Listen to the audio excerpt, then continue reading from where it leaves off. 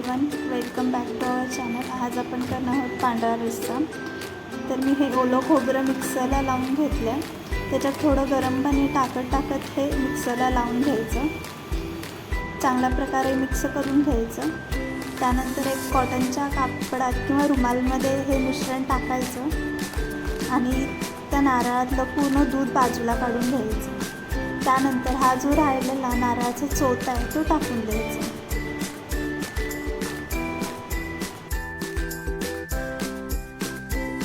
त्यानंतर ह्या नारळाच्या दुधात मी महालक्ष्मी पांढरा मसाला टाकला।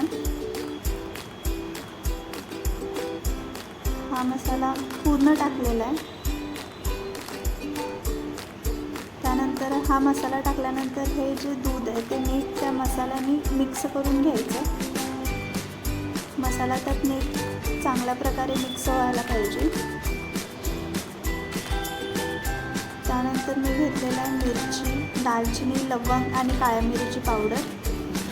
तेलात मिरची, दालचिनी, लवंग आणि काळी मिरी पावडर तेलात टाकायची आणि चांगल्या प्रकारची फोडणी द्यायची। त्याला मिक्स व्हायला पाहिजे ती चांगली। त्यानंतर ह्या फोडणीत आपण चिकनच्या पाण्यात उकडलेलं आहे ते पाणी ह्या फोडणीमध्ये टाकायचं।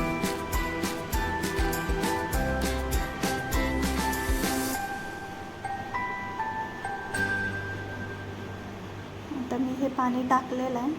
चिकन ज्या पाण्यात मी शिजवलं ते पाणी आता ह्याच्यात टाकलेलं आहे। ह्याला मस्तपैकी ह्या पाण्याला उकळी येऊन द्यायची। एक 2-3 मिनिटात चांगल्या प्रकारे उकळी येते ह्याला बघा।